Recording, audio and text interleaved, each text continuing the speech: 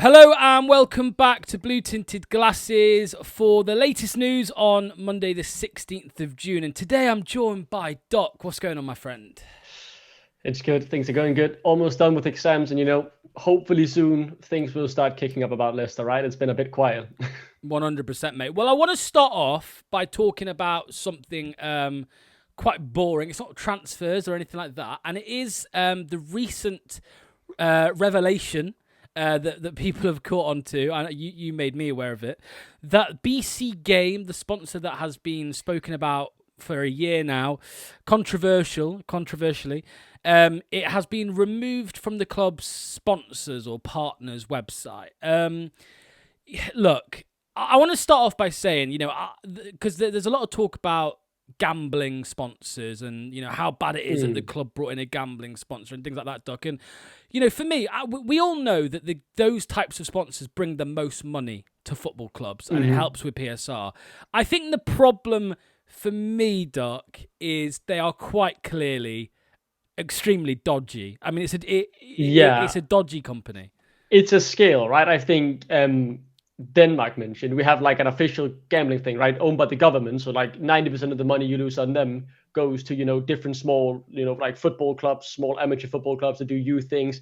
All of this goodwill in society, and you can accept having them as a sponsor, even though it's still not the greatest having a gambling sponsor. But then you have some irregulated. We're hiding all your money for tax reasons in Curacao or whatever.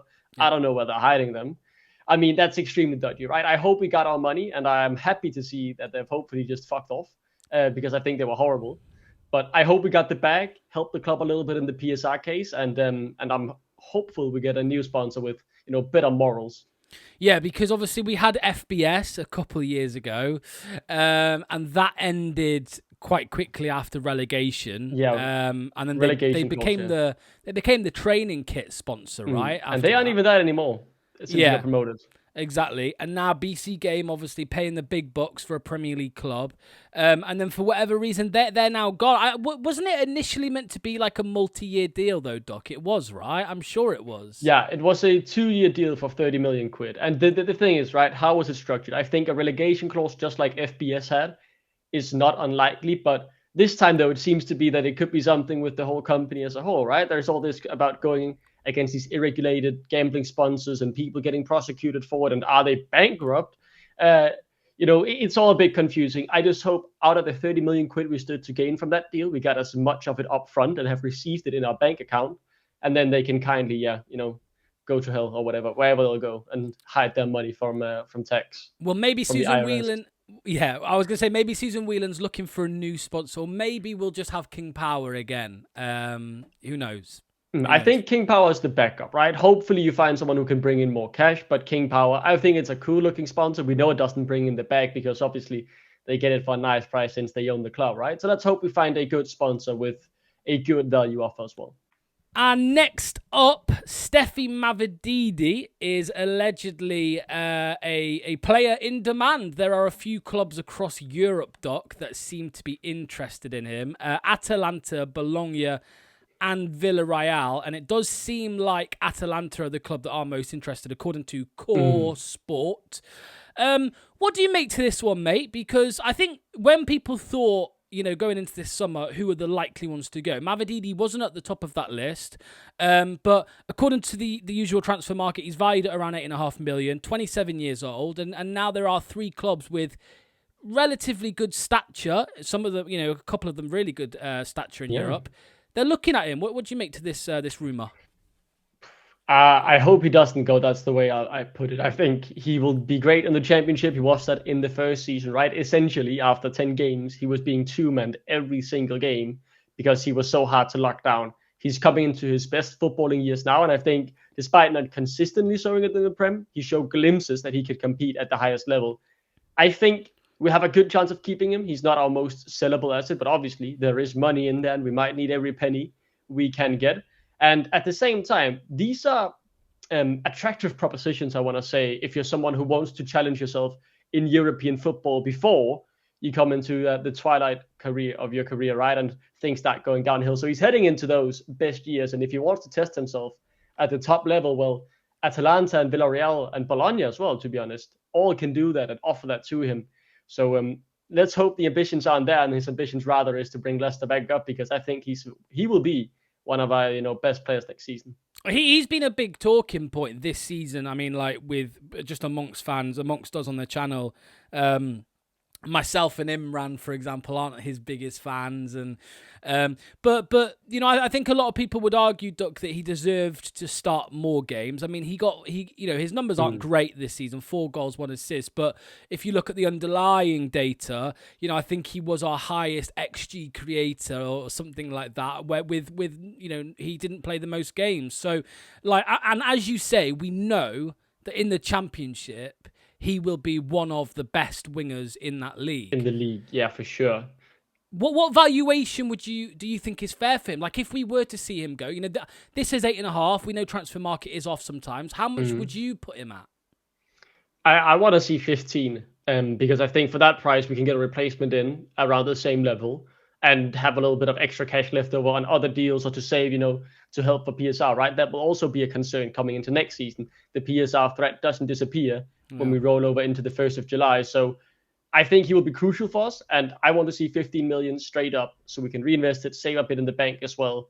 And yeah, I hope we keep him. I think he has something the squad has been lacking a bit this season, right? The willingness to take on your man. Luckily, though, and that's what I will say, why I'm opening the door for the move. I think Fatawu coming back has that same ability. Yeah.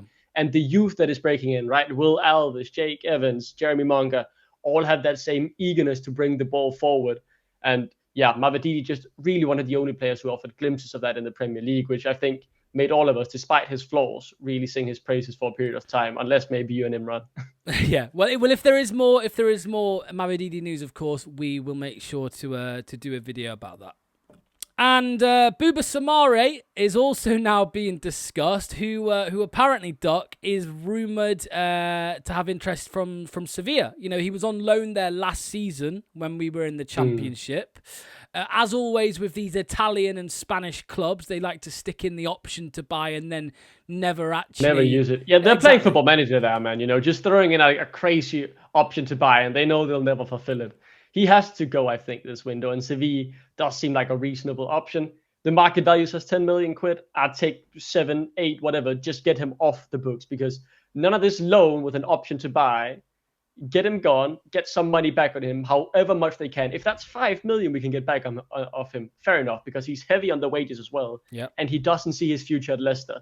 So, whatever it takes to get him off the books, despite showing glimpses of the quality he has this season, his time here is done. We need to move him on. Well, this is the problem with him, innit? Because we saw, I mean, I think back to those early games with Rude, like the West Ham game and the Brighton game. He came in, and the latter stages of Steve Cooper's time as well, right? He seemed to come into the team, and he seemed to be the Soumaré, a new Soumaré, right? A new Soumaré who was actually impressing the fans, but he just went back to that Soumaré evolved. And it was interesting, actually, Doc, 'cause I remember back at the start of the season, Mark Albrighton, when he was doing all his TalkSport gigs, newly retired, he actually said that he spoke to Connor Cody, and Connor Cody had told Albrighton that Soumaré was the most impressive player in pre-season. The player that a lot of the other players were like, oh my God, like this guy's incredible. And I think there's no doubt there that we all agree there is a player somewhere. It's just he doesn't show it enough, and it is probably now time to say, you've had your chance, you've had multiple chances, it's time to go. That's the thing, right? We've only in glimpses been able to see his ceiling, and there's no doubt that ceiling, I believe, can compete at the top of any team, really, regardless of how good they are, if you could just show it consistently. But he doesn't see his future here anymore. He's bringing down the wages, and with the wages he's on, if he's not winning us a game in the Championship a week, so every single game essentially, I don't see why we should keep him. So cash in on him, get whatever you can, get him off the wage book, and even if you find someone who maybe doesn't have as high of a ceiling, I want someone who knows their future lies with Leicester and will put everything out on the pitch every single week. And finally, let's just mention that. You said the price tag. Again, his value here is £10 million. Do you think that's a fair price for Leicester to ask for this summer? I think we spent, was it around 20-something million, early 20s or late teens? 2025. I mean, the thing is, I think 10 is very fair. The problem is with 1 year left in your deal, right? People will always try and undercut. And I would accept those deals as well. Try and pinch it up a little bit, right? If you could get around 7 to 8 million quid, I think that's totally fine to get him off the books now with the wages and the fact that he could walk on a free in the summer and already start discussing deals with clubs in 6 months' time. So get him off the books, recoup as much of your investment as possible, and say thank you. We couldn't fulfill your promise, and wish him good luck in his career because it won't be in blue. And finally, Doc, the return of the Fotis Ioannidis, if that's how you say his name, transfer saga. Now, again, according to Core Sport, Leicester City have made an approach for Panathinaikos striker Fotis Ioannidis, 25 years old, who could be sold this summer for £17 million. Now, for me, Doc, that right there shows why this deal won't happen. He's valued at around 17 million. There is no way that Leicester City, getting relegated to the Championship with PSR hanging over us, there's no way we're going to spend 17 million pound on one player. And just to add to that, Fiorentina and Crystal Palace are also sniffing around.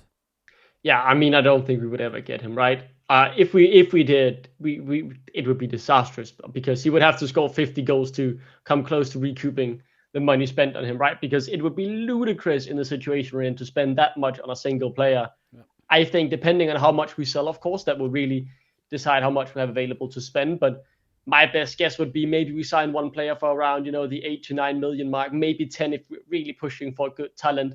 That's the highest I think they'll go unless it's an exceptional case or we really clear out and sell a ton of players. Because we also need to show to the EFL that we're not just spending recklessly, right? Because they have that PSR threat and a potential business plan as well hanging over our heads. They've tied the knot a bit between the Premier League and how they can punish us. So, we really need to show that we are, aware of the situation we're in and we're doing everything we can to get in line with PSR concerns. Yeah, well, look, I hope that we have some more incoming transfer news, genuine Just more stuff. News. Well, yeah, news in general, manager news, transfer news, things like that. Of course, when there is news, we will be live or we will get a video out, something like that. Maybe more to come on the Mavididi and Soumaré futures, but yeah, we'll see. Cheers, Doc. Thanks for joining me for this one. Make sure everybody to get your comments down below. Let us know what you think to these stories that we've discussed today, and we will see you soon.